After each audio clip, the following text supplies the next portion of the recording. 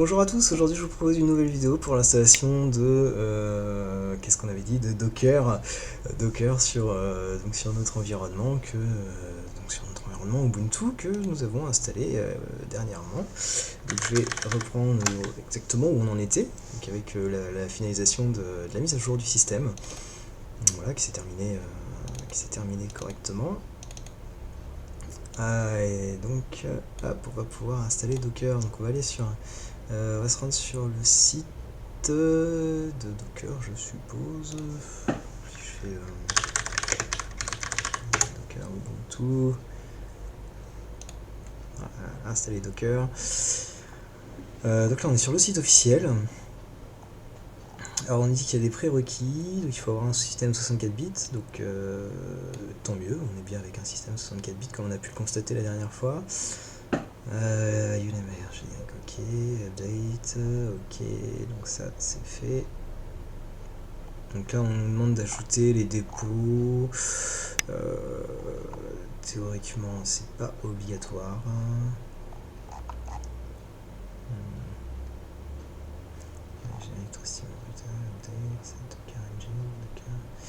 Ok, bon. Alors donc là il me donne toutes les commandes à taper. Si mes souvenirs sont bons, j'ai pas eu forcément de... On va install Docker. Docker. Je sais plus si c'est docker.io ou Docker, il me semble que c'est simplement Docker, on va vérifier ça tout de suite. Bon, c'est une installation qui ne devrait pas prendre trop de temps, alors je vais réduire un peu, voilà. Paramètres Docker, voilà, ok. Ensuite on nous dit sudo service Docker start.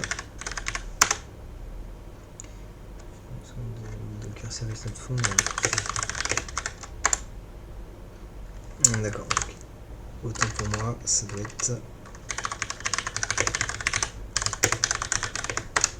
docker.io. Oui.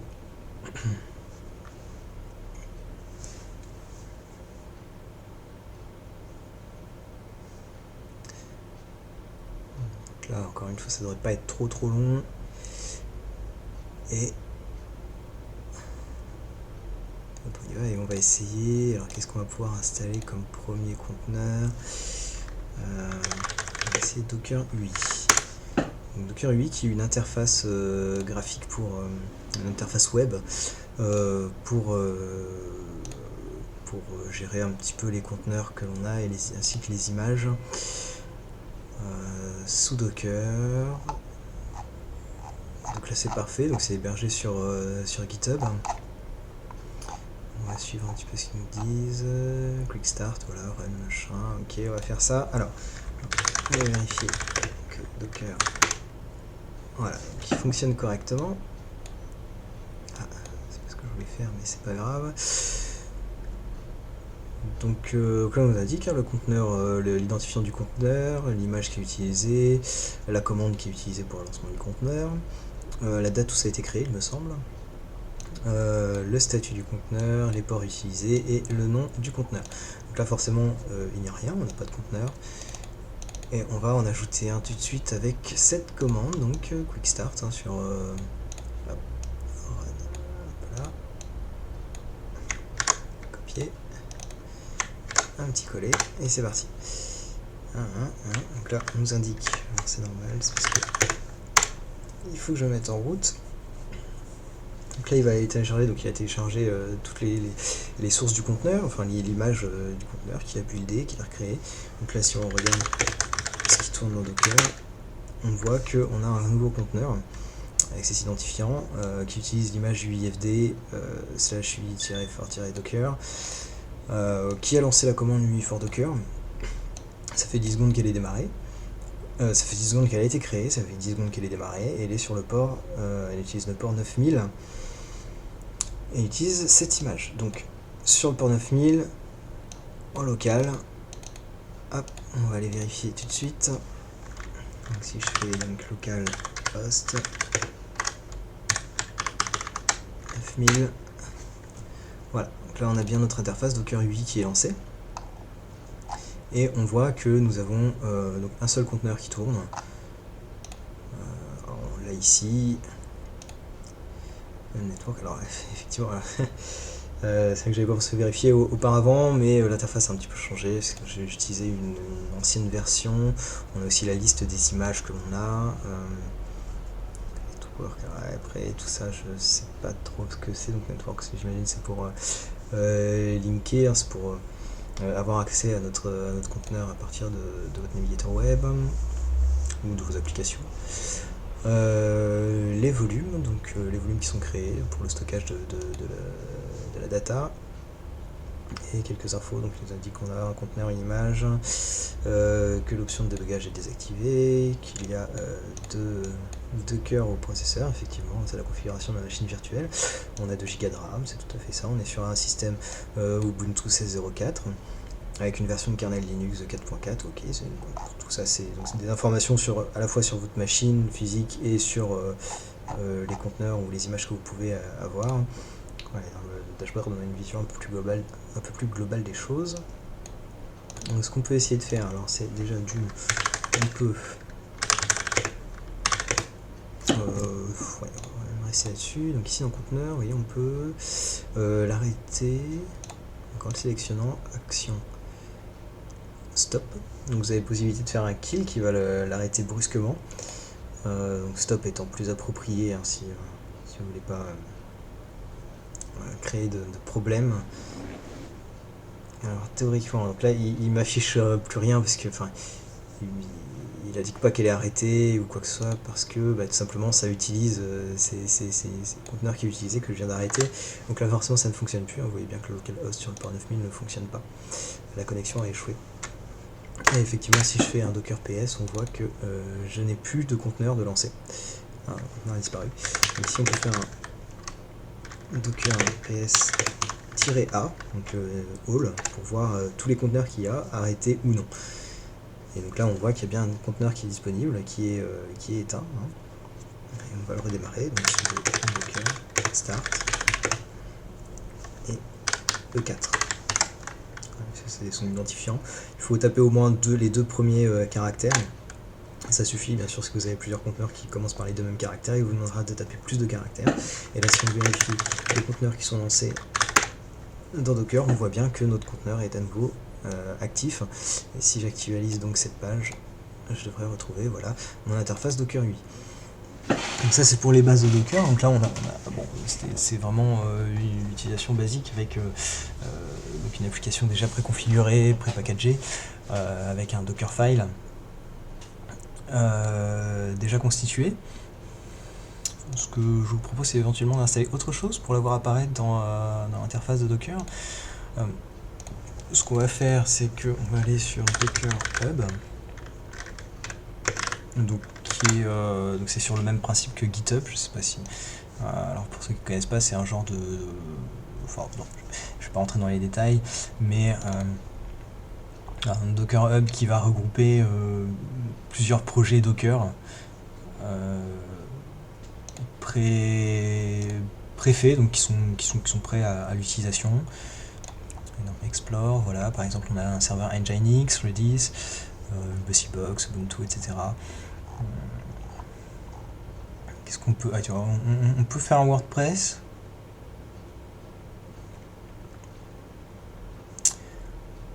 On peut faire un WordPress, je sais pas combien de temps ça peut prendre. Bon, on va essayer de se lancer là-dedans. Donc voilà. Donc on a l'image officielle de WordPress. Est-ce qu'on a les détails d'utilisation? Oui. Ouais, on a pas mal d'informations sur l'utilisation de ce conteneur.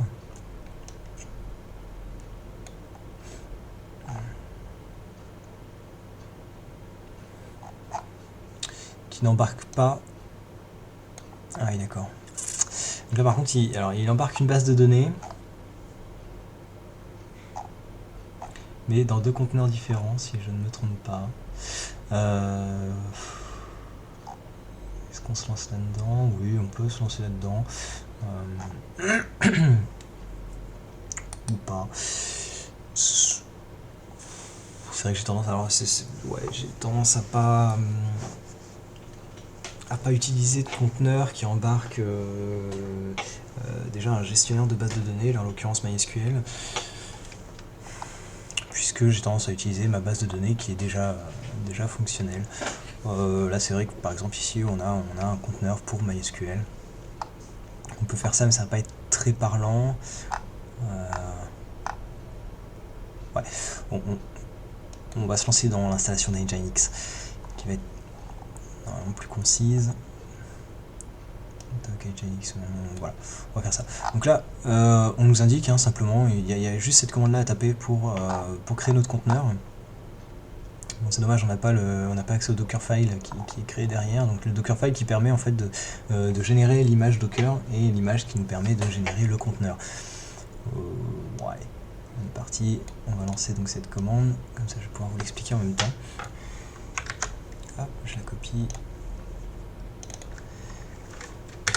Je rajoute sudo devant et c'est parti. Donc là, sur le principe, donc on demande à Docker de lancer l'image Nginx en lui donnant le nom somme Nginx, d'accord, et en créant un lien avec notre dossier somme content. Donc ça c'est la partie qui va être sur votre ordinateur localement, et de le linker sur user char Nginx HTML qui est le répertoire dans le conteneur, le répertoire qui va héberger vos sites web ou vos applications web, enfin le répertoire racine d'Nginx. Donc ici on voit bien qu'il a terminé, il a installé notre conteneur. On va vérifier ici qu'il soit bien lancé. Et donc on voit bien que là on a deux conteneurs. Donc on a notre conteneur pour Docker UI, pour notre interface web de gestion de Docker, ainsi que le conteneur Nginx sur le port 80, le port classique web, et le port 443, qui est aussi le port classique mais pour l'HTTPS, pour le chiffrement. Et donc on va aller vérifier. Ici, si on va sur localhost, par défaut c'est sur le port 80, la connexion a échoué forcément. Je vais juste vérifier. Il devrait me donner un petit localhost 443 peut-être.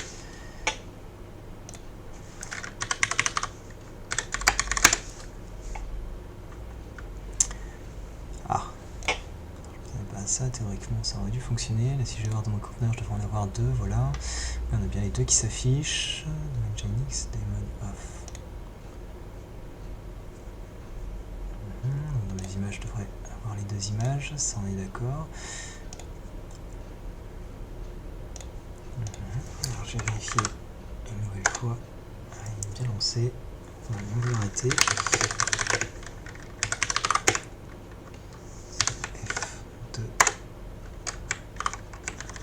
J'aurais pu faire un restart.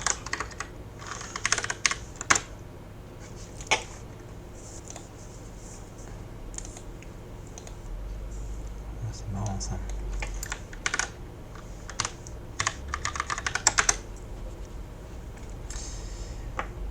Alors pourquoi ça ne fonctionne pas? On a bien les ports linkés. Ah non, on n'a pas les... Oui d'accord. Autant pour moi. Donc c'est tout simplement parce que les ports n'ont pas été linkés comme ici, là vous voyez le 9000 vers le 9000, là on n'a pas le 80 vers le 80 ou le 443 vers le 443, ce qui signifie qu'on est obligé de taper l'adresse IP exacte du conteneur. Ce que je ne souhaite pas faire. Moi je souhaite taper l'adresse IP de ma machine locale et suivant le port d'arriver sur tel ou tel conteneur. Donc ce que je vais faire, c'est que je vais supprimer ce conteneur.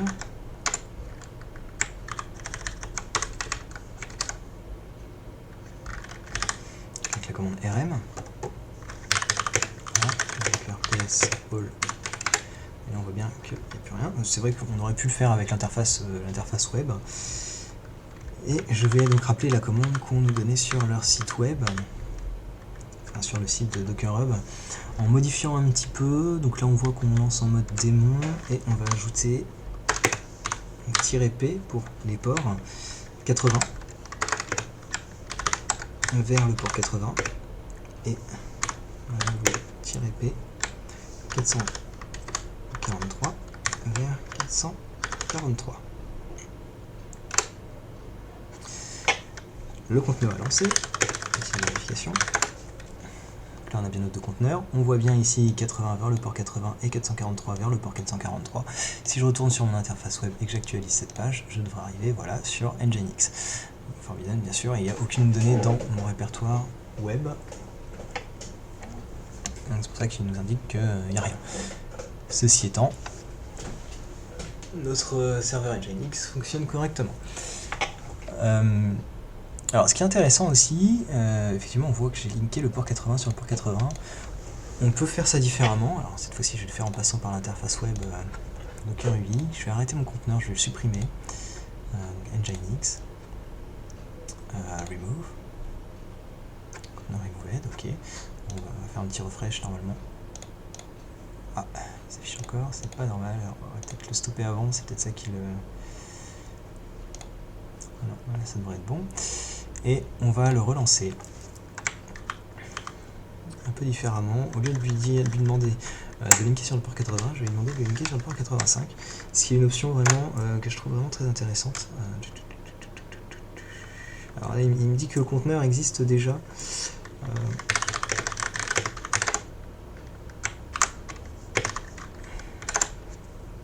Effectivement, il l'a pas bien supprimé en passant par l'interface web. Je pense que c'est parce que je l'ai pas arrêté avant, donc ça l'a peut-être un petit peu perturbé. Donc je vais le supprimer ici. Donc F4. Voilà. Depuis Nginx, on va donc voilà, donc sur le port 85. Il est bien lancé. On vérifie ici. Donc là normalement ça ne devrait plus fonctionner puisqu'il est linké sur le port 85. Ce qui signifie que ici, si on met 85, on va arriver. C'est embêtant. Qu'est-ce qui se passe? Donc RPS, 85. Oui, c'est vrai, je me suis trompé de sens. Donc, j'arrête ma machine, j'ai inversé les ports.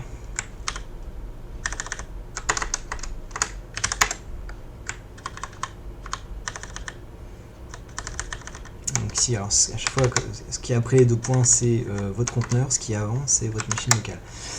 Donc le conteneur va continuer à écouter le port 80. C'est la configuration classique d'Nginx ou Apache. Mais sur la machine locale, on va lui dire de linker le port 80 sur le port 85. Ce qui n'aura donc aucun impact pour le conteneur, donc pour Nginx, mais qui aura un impact pour notre machine, pour la redirection du port, donc pour le client qui va venir se connecter à notre serveur Nginx. Si on passe par le port 80, ça ne fonctionne plus. Pourtant, Nginx lui passe toujours par le port 80. Mais comme il a été linké sur le port 85, on est obligé de passer par le port 85. Ce que je trouve particulièrement intéressant. Vous n'êtes pas obligé de changer et modifier la configuration d'Nginx pour lui demander d'écouter seulement le port 85, puisque vous pouvez le faire en passant par la configuration de Docker au premier lancement de votre machine, de votre conteneur. Donc ici, normalement, on va retrouver nos deux conteneurs. Voilà. Dans le dashboard, on voit bien que les deux conteneurs sont démarrés. Si j'éteins Nginx, alors on va le stopper.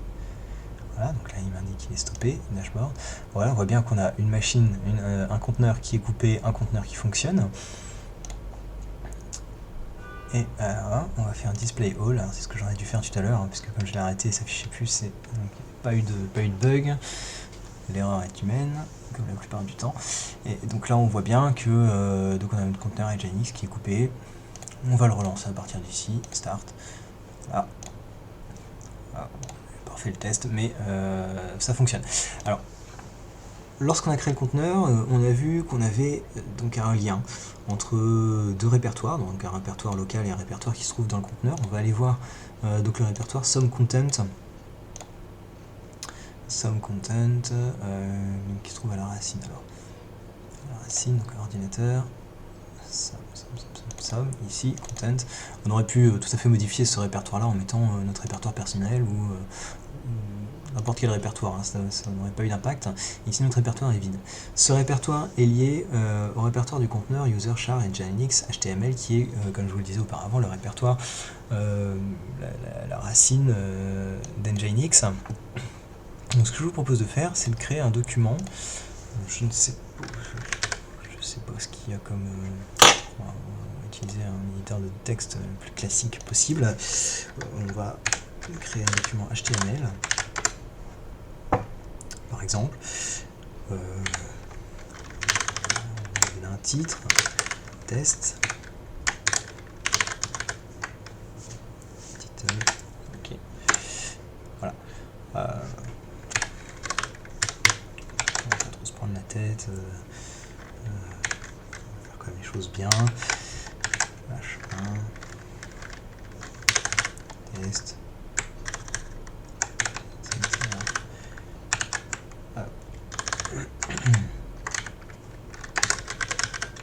Center H1. On va refermer tout ça. HTML. Voilà. On va le sauvegarder donc. Donc dans notre répertoire somme content. Est-ce que je peux la racine somme content. Et on va l'appeler donc index. Index.html. Enregistrer. Ah, impossible. Alors on n'a pas les droits pour l'enregistrer ici. Ce qu'on va faire, c'est qu'on va... hop, alors je vais enregistrer sur le bureau.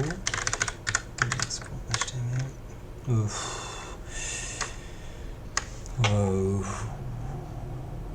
Alors non, je vais faire ça différemment. Donc c'est sum content. Donc ce que je vais faire, c'est de changer les droits.